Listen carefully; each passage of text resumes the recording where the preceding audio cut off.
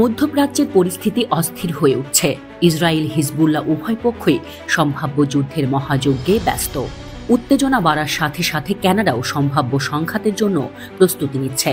কানাডার পররাষ্ট্রমন্ত্রী মেলানি জোলি লেবাননে বসবাস করা কানাডিয়ানদের জন্য কঠোর সতর্কতা জারি করেছেন। যদি সংঘাত তীব্রতর হয় তবে সেখানে থাকার ঝুঁকির উপর জোর দিয়েছেন। তিনি কানাডিয়ানদের লেবানন ছাড়ার অনুরোধ করেছেন।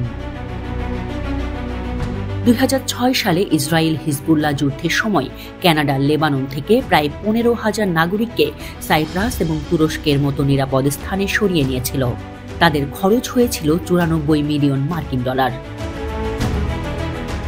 তবে এবার অটোয়া কানাডীয়দের সরিয়ে নেওয়ার প্রস্তাব দিচ্ছে না, তবে একটি পরামর্শে লেবাননে ভ্রমণের বিরুদ্ধে সতর্ক করেছে। একই সংখ্যক কানাডিয়ান লেবাননে কানাডিয়ান দূতাবাসে নিবন্ধিত, যদিও কর্মকর্তারা বিশ্বাস করেন যে এটি এই অঞ্চলের প্রকৃত কানাডিয়ান জনসংখ্যার মাত্র একটি অংশকে প্রতিনিধিত্ব করে। কানাডার পররাষ্ট্রমন্ত্রী মেলানি জোলি বলেছেন, হিজবুল্লাহ ও ইসরায়েলের মধ্যে চলমান ও ক্রমবর্ধমান সহিংসতার কারণে লেবাননের নিরাপত্তা পরিস্থিতি ক্রমশ অস্থির ও অপ্রত্যাশিত হয়ে উঠছে।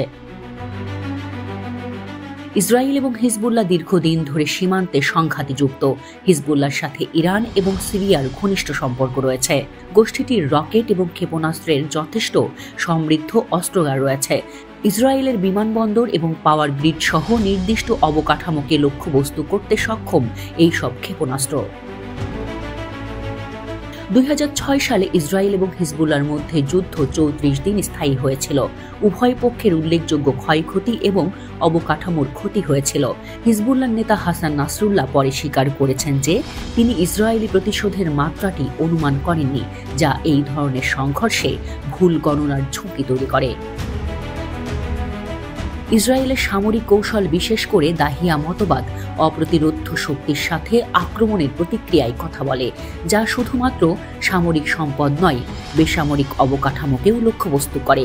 এই পদ্ধতির লক্ষ্য ভবিষ্যতের আগ্রাসন রোধ করা, কিন্তু বেসামরিক জনগণের উপর এর মানবিক প্রভাব এবং দীর্ঘমেয়াদী পরিণতির জন্য সমালোচিত হয়েছে। লেবাননে 2006 সালের যুদ্ধ গভীর দাগ ফেলে। বিমানবন্দর, হাসপাতাল এবং বাড়িসহ অবকাঠামোর ব্যাপক ক্ষতি হয়। মার্কিন যুক্তরাষ্ট্র এবং ইউরোপীয় দেশগুলি সহ আন্তর্জাতিক সম্প্রদায় শত্রুতা বাড়লে বৃহত্তর আঞ্চলিক সংঘাতের সম্ভাবনা নিয়ে উদ্বেগ প্রকাশ করেছেন। তাদের আশঙ্কা, ইরান এবং সিরিয়ার সাথে হিজবুল্লাহর জোট পরিস্থিতিকে জটিল করে তুলবে। ইসরায়েলের প্রধানমন্ত্রী বেনিয়ামিন নেতানিয়াহু বলেছেন, তার বাহিনী গাজা যুদ্ধের সবচেয়ে তীব্র অংশ শেষ করে উত্তরের সীমান্তে মোতায়েনের জন্য প্রস্তুত হচ্ছে, যদিও তিনি এই পদক্ষেপকে প্রতিরক্ষামূলক হিসেবে চিত্রিত করেছেন।